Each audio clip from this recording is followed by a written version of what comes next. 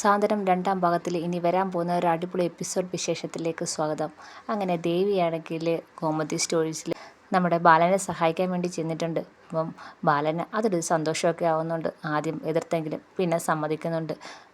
അതുപോലെ തന്നെ ദേവി കടയിൽ വന്നതിൻ്റെ മാറ്റങ്ങളെല്ലാം കടയിലും കാണുന്നുണ്ട്. കച്ചവടമൊക്കെ നന്നായിട്ട് പുരോഗമിക്കുന്നുണ്ട്. അനുശ്രീയെ ഓർത്ത് എപ്പോഴും സങ്കടപ്പെട്ടിരുന്ന ബാലന് പതുക്കെ പതുക്കെ മാറ്റങ്ങളൊക്കെ ഉണ്ടാവുന്നുണ്ട്. പഴയ സന്തോഷമൊക്കെ ബാലനിൽ വരുന്നുണ്ട്. അതുപോലെ തന്നെയാണ് ദേവിയുടെ അവസ്ഥ.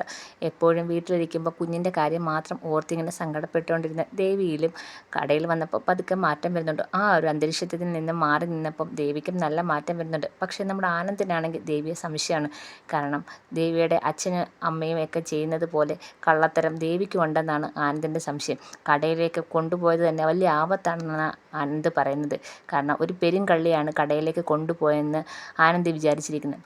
പക്ഷേ ദേവിയാണെങ്കിൽ ബാലനോടും കുടുംബത്തോടും നല്ല ആത്മാർത്ഥമായിട്ടാണ് പെരുമാറുന്നത്. എല്ലാ കാര്യങ്ങളും സാധാരണഗതിയിലേക്ക് വന്നുകൊണ്ടിരുന്നപ്പോഴാണ് ഉദയഭാനു ദേവിയെ വിളിക്കുന്നുണ്ട്. ദേവിയാണെങ്കിൽ ഗോമതി സ്റ്റോഴ്സിലേക്ക് വന്ന കാര്യം ഉദയഭാനു അറിയിച്ചിട്ടില്ല. പക്ഷേ ഉദയഭാനു വിളിക്കുന്നത് കാണുമ്പോഴാണ് അവിടെ കടയിരുന്ന ദേവിയാണെങ്കിൽ പെട്ടെന്ന് ഫോൺ എടുത്തിട്ട് വിചാരിക്കുകയാണ്, ഈ അച്ഛൻ എന്തിനാ ഇപ്പോൾ എന്നെ വിളിക്കുന്നതെന്ന് വിചാരിക്കുകയാണ്. എന്നാലും ഫോൺ എടുക്കാതിരിക്കാൻ പറ്റത്തില്ല. കുറേ വട്ടം വിളിക്കുന്നുണ്ട്. അവസാനം കടയുടെ അടുത്തുനിന്ന് ഇരിക്കുന്നിടത്തുനിന്ന് മാറി നിന്ന് ഫോൺ കോൾ എടുക്കുന്നുണ്ട്. അപ്പം ഉദയഭാനു ചോദിക്കുന്നുണ്ട്, മോളിപ്പോൾ എവിടെ, എത്ര വട്ടമുണ്ട് വിളിക്കുന്നത്, മോൾ എന്താ എടുക്കാത്തത്, എന്തുണ്ട് അവിടെ വിശേഷം എന്ന് ചോദിക്കുകയാണ്. പ്രത്യേകിച്ചൊന്നും വിശേഷമൊന്നും ഇല്ലെന്ന്. പക്ഷേ ഉദയഭാനു അറിഞ്ഞായിരുന്നു ദേവി കടയിലേക്ക് വന്ന കാര്യം. അപ്പം ഉദയഭാനു ചോദിക്കുകയാണ്, മോളിപ്പം വീട്ടിലല്ലേ എന്ന് ചോദിക്കുകയാണ്. അല്ല, ഞാനിപ്പം കടയിലാണെന്ന് ദേവി പറയാണ്. എന്താ കടയിൽ, ഇപ്പം നീയാണ് ബാലൻ്റെ കൂടെ കടയിൽ, നീ കട കൈക്കലാക്കി ഇല്ലേടി മോളെ എന്ന് ചോദിക്കുകയാണ് ഉദയഭാനു. അച്ഛൻ എന്തൊക്കെയായി പറയുന്നത്, ഞാൻ എന്തിനാ കട കൈക്കലാക്കുന്നത്, ഞാൻ വീട്ടിൽ ഇരുന്ന് എപ്പോഴും ആ കുഞ്ഞിൻ്റെ ഓർമ്മയിൽ തന്നെ അങ്ങനെ ഇരുന്നത് കൊണ്ട് ഞാൻ ബാലച്ചൻ്റെ കൂടെ ഇങ്ങോട്ട് വന്നതേ ഉള്ളെന്ന് ദേവി പറയുകയാണ്. അപ്പോൾ ഉദയഭാനു പറയാണ്, എന്തായാലും നീ കടയിലേ വന്നു തുടങ്ങിയാലോ, നമുക്കും ആ കടയാണ് ലക്ഷ്യം, മോള് പതിയെ പതിയെ ആ കടയിൽ കയറണം, അതായിരുന്നു അച്ഛൻ്റെ ഉദ്ദേശം, എന്തായാലും അത് നടത്തിയെടുത്തല്ലോ എന്ന് പറയാണ്. അപ്പോൾ ദേവി പറയാണ്, അച്ഛൻ്റെ കാര്യം നോക്ക്, ആവശ്യമില്ലാത്ത പണ്ടത്തെ പോലെ ഓരോ ഉടായിപ്പായിട്ട് ഇങ്ങോട്ട് വരാൻ നിൽക്കണ്ട, ഞാൻ കൂട്ട് നിൽക്കത്തുമില്ല, പണ്ടത്തെ ദേവിയല്ല ഇത്, അച്ഛൻ അറിയാലോ എന്ന് പറയാണ്. അപ്പോൾ ഉദയഭാനു പറയാണ്, അതെനിക്കറിയാം, ഞാൻ അതിനൊന്നും പറഞ്ഞില്ലല്ലോ, മോള് പഴയതുപോലെ വീട്ടിൽ ഇരിക്കാതെ കടയിലേക്ക് വന്നതിൻ്റെ ഒരു സന്തോഷം പറഞ്ഞെന്നല്ലേ ഉള്ളൂ എന്ന് ഉദയഭാനു പറയുന്നുണ്ട്. ഉടനെ ദേവി ചോദിക്കുന്നുണ്ട്, അച്ഛൻ എന്തിനാണ് വിളിച്ചത്, ഇപ്പോൾ എന്ത് അത്യാവശ്യം ഉണ്ടായിട്ടാണ് വിളിച്ചത്. ഏയ് ഞാൻ വെറുതെ വിളിച്ചതാ, മോളെ എങ്ങനെ ഇരിക്കുന്നതെന്ന് അറിയാൻ വേണ്ടി വിളിച്ചതെന്ന് പറയാണ്. ശരി അച്ഛൻ, ഞാൻ വെക്കുകയാണ്, കടയിൽ നല്ല തിരക്കുണ്ടെന്ന് പറയാണ്. അപ്പോൾ ഉദയഭാനു പറയണേ, ശരി എന്നെങ്കിൽ വെച്ചോ, മോള് ചെല്ലേ എന്ന് പറഞ്ഞുകൊണ്ട് ഉദയഭാനു ഫോൺ വെക്കുകയാണ്. ഫോൺ വെക്കുന്ന ഉദയഭാനുവിന് ഭയങ്കര സന്തോഷം. കാരണം എന്തായാലും ദേവി കടയിൽ കയറി, മാത്രവുമല്ല ഇനി ധൈര്യമായിട്ട് കടയിൽ ചെല്ലാം. അപ്പം ബാലനില്ലാത്ത സമയം നോക്കി കടയിൽ ചെല്ലാൻ പറ്റും എന്നുള്ളൊരു വിശ്വാസമാണ് ഉദയഭാനു. പിന്നെ കടയിൽ നിന്ന് എന്തെങ്കിലുമൊക്കെ അടിച്ചു മാറ്റാം എന്നുള്ള ഒരു വിചാരവും ഉദയഭാനുവുണ്ട്. ഫോൺ വെച്ച് ദേവിക്ക് നല്ല ടെൻഷനുണ്ട്. ദേവി ഇങ്ങനെ വിചാരിക്കുകയാണ്, ഇനി അച്ഛനെങ്ങാണ് ഇങ്ങോട്ട് കയറി വരുമോ, അച്ഛനോട് ഞാൻ ഇവിടെ വന്ന കാര്യം ഇതുവരെ പറഞ്ഞില്ല, ആരോ പറഞ്ഞറിഞ്ഞത്, അതിനായിരിക്കും വിളിച്ചത്, ശരി എന്തൊരു കഷ്ടമാണ്, ഇനി ഇങ്ങോട്ടെങ്ങാനും വരുമോ എന്ന് വിചാരിക്കുകയാണ് ദേവി. അങ്ങനെ ദേവിയാണെങ്കിൽ കടയിലിരിക്കുമ്പോൾ ബാലൻ വന്ന് പറയാണ്, മോളെ ഞാൻ വീട്ടിൽ പോയി ആഹാരം കഴിച്ചിട്ട് വരാം, മോളിവിടെ ഉണ്ടല്ലോ എന്ന് ചോദിക്കുകയാണ്. അപ്പം ദേവി പറയാണ്, ബാലച്ചൻ പോയിട്ട് പോവാം, ഞാനിവിടെ ഉണ്ട് എന്ന് പറയാണ്. അങ്ങനെ ബാലനാണെങ്കിൽ നേരെ വീട്ടിലേക്ക് പോവാണ് ആഹാരം കഴിക്കാൻ. അപ്പം ഈ സമയത്താണെങ്കിൽ നമ്മുടെ ധർമ്മനും പറയുന്നുണ്ട്, മോളിവിടെ ഇരിക്കുകയല്ലേ, ദേവി ഇവിടെ ഇരിക്കുകയല്ലേ, ഞാൻ പോയി ആഹാരം കഴിച്ചിട്ട് വരട്ടെ എന്ന് പറഞ്ഞിട്ട് ധർമ്മനും അങ്ങ് പോകുന്നുണ്ട്. ഈ സമയത്താണ് നമ്മുടെ ഉദയഭാനു വരുന്നത്.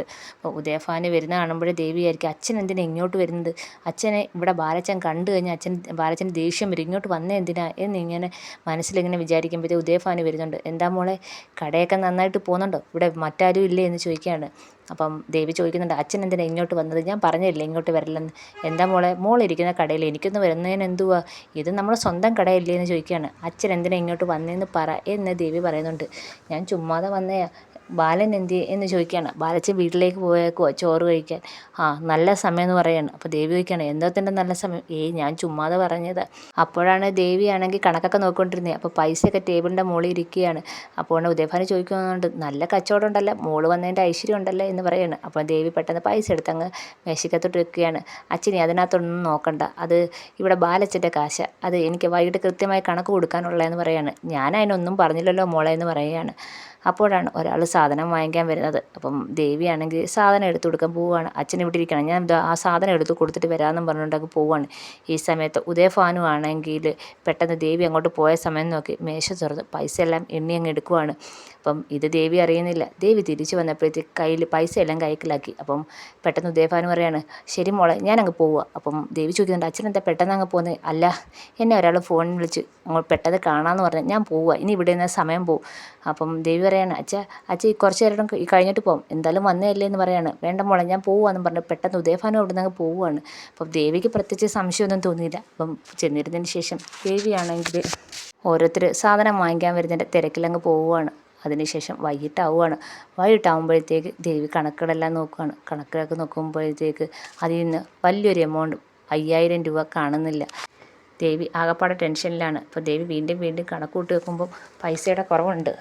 അങ്ങനെ ബാലനും ദേവിയും വീട്ടിലെത്തുന്നുണ്ട്. രാത്രി കണക്കുകളെല്ലാം ദേവി ബാലനെ ഏൽപ്പിക്കാറുണ്ട്. അപ്പം അന്ന ദിവസം കണക്ക് ഏൽപ്പിക്കാതെ അപ്പം ബാലൻ ചോദിക്കുന്നുണ്ട്, മോളെ കണക്ക് ഇതുവരെ കിട്ടിയില്ല. അപ്പം ദേവിയാണെങ്കിൽ ഇച്ചിരി ഭയത്തോടെ കൊണ്ടുവന്ന് പൈസയൊക്കെ കൊടുക്കുന്നുണ്ട്.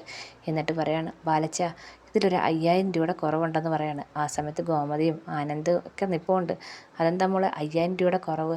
അത് 5000 രൂപയുടെ കച്ചവടം നടന്നു, പക്ഷേ അതിൻ്റെ പൈസ കാണുന്നില്ലെന്ന് പറയാണ്. ഇത് കേൾക്കുമ്പോഴത്തേക്ക് ആനന്ദ് ആകപ്പാടെ ഞെട്ടുന്നുണ്ട്. ആനന്ദ് പറയാണ്, ആഹാ അവൾ അടിച്ചു മാറ്റാൻ തുടങ്ങിയെന്ന് മനസ്സിൽ ഇങ്ങനെ വിചാരിക്കുകയാണ്. അപ്പോൾ എന്നെ ബാലൻ ചോദിക്കുകയാണ്, 5000 രൂപ കാണുന്നില്ല. ആ കണക്ക് കൃത്യമായിരുന്നു, പക്ഷേ പൈസ എവിടെ നഷ്ടപ്പെട്ടെന്ന് എനിക്കറിയാൻ വയ്യ. ഇത് കേൾക്കുമ്പോൾ ഉടനെ ആനന്ദ് പറയാണ്, നീയല്ലേ കാര്യങ്ങളെല്ലാം കടയിലെ കാര്യങ്ങളെല്ലാം അപ്പം നോക്കിക്കൊണ്ടിരുന്നത്, അപ്പം നീ അറിയാതെ എവിടെ പോകാനാ? നിനക്കറിയായിരിക്കും ആ പൈസ എങ്ങോട്ട് പോയെന്ന്. ഇത് കേൾക്കുമ്പോഴത്തേക്കും ബാലനാണെങ്കിൽ ആനന്ദിനെ ഇങ്ങനെ നോക്കുന്നുണ്ട്. അപ്പം ബാലൻ വീണ്ടും ദേവിയെടുത്ത് ചോദിക്കുകയാണ്, മോളൊന്നും കൂടെ കൂട്ടിയൊക്കെ നോക്കാൻ എന്തായിരുന്നു? അപ്പം ദേവി പറയാണ്, ഞാൻ കൂട്ടി നോക്കി വെച്ചാൽ, പക്ഷേ കാണുന്നില്ല, 5000 രൂപയുടെ കുറവുണ്ട്, എവിടെ നഷ്ടപ്പെട്ടെന്ന് എനിക്കറിയാൻ വയ്യ എന്ന് പറയാണ്. ഇത് കേൾക്കുമ്പോഴത്തേക്ക് വീണ്ടും ആനന്ദ് പറയുന്നുണ്ട്, നീ അറിയാതെ എങ്ങും പോകത്തില്ല, നിനക്കറിയാം, നീ ആർക്കെങ്കിലും എടുത്ത് കൊടുത്തായിരുന്നു എന്ന് ചോദിക്കുകയാണ്.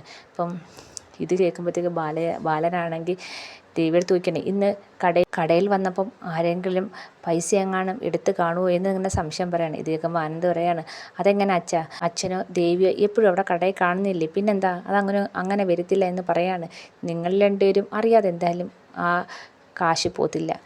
ദേവി, നിനക്കറിയായിരിക്കും ആർക്കാ നീ ആ കാശെടുത്ത് കൊടുത്തത് എന്ന് ചോദിക്കുകയാണ്. ഇത് കേൾക്കുമ്പോഴത്തേക്ക് ബാലൻ ചോദിക്കുകയാണ്, മോളെ ഇന്ന് ആരാ നമ്മുടെ കടയിൽ പ്രത്യേകിച്ച് ആരെങ്കിലും വന്നോ എന്ന് ചോദിക്കുകയാണ്.